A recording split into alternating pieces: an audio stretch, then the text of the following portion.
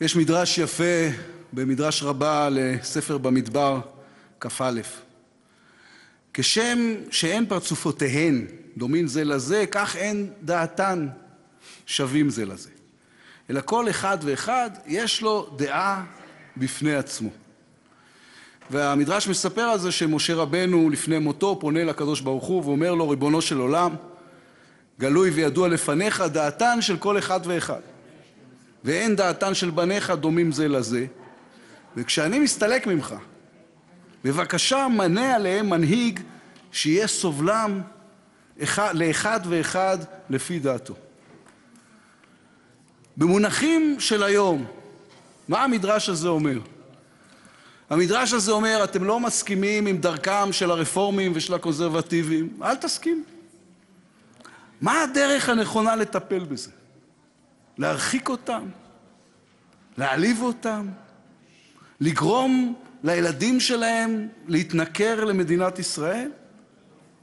פעם אחרי פעם עולים לדוכן הזה, לבמה הזו, שרים וחברי כנסת, ומטיחים עלבונות נוראים ברוב רובה של יהדות ארצות הברית ובחלק גדול מיהדות אירופה.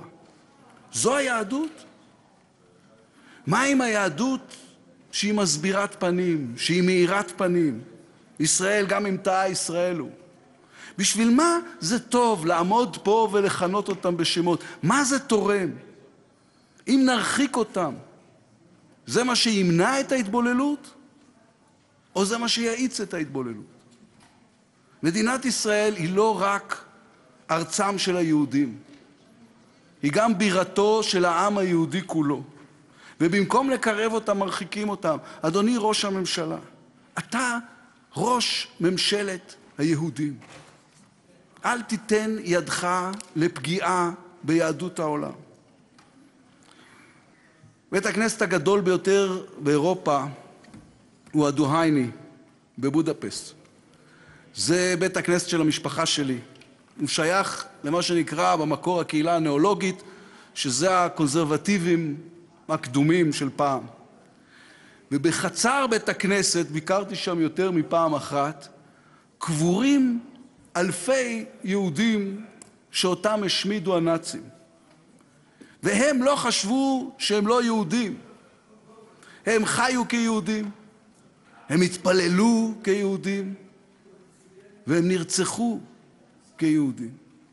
אף אחד לא ניגש לסבא שלי במחנה הריכוז מאוטהאוזן ואמר לו, אתה קונסרבטיבי אז אתה לא יהודי באמת, בוא נוותר לך על ההוצאה להורג. ישראל היא היום המדינה המערבית היחידה שבה אין חופש דת ליהודים.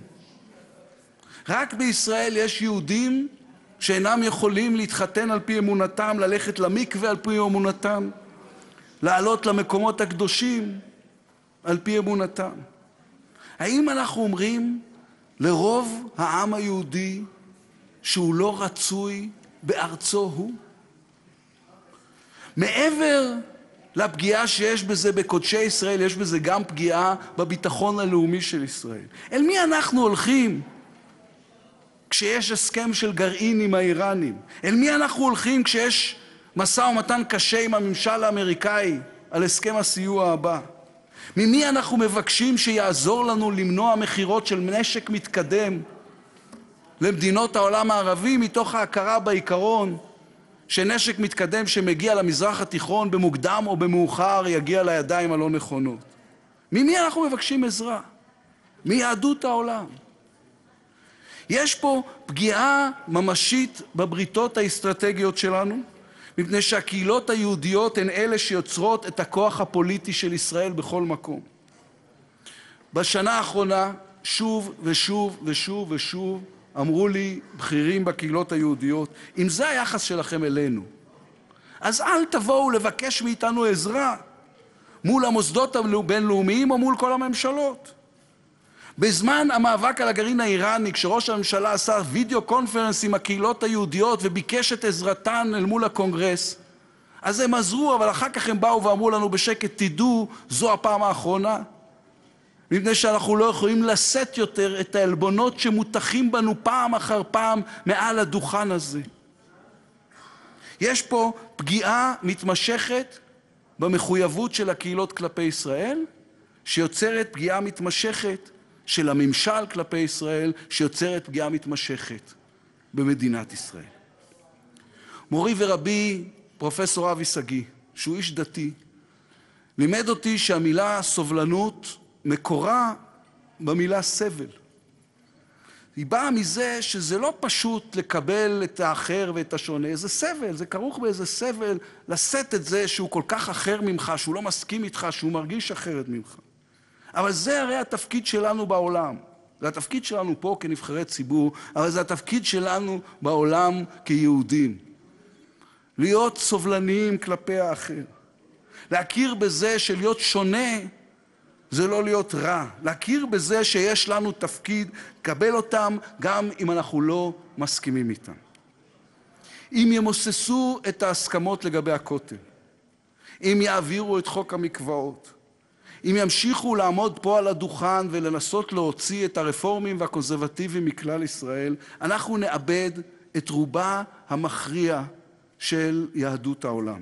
זה מסוכן, זה חסר אחריות, ובעיקר זה מאוד לא יהודי.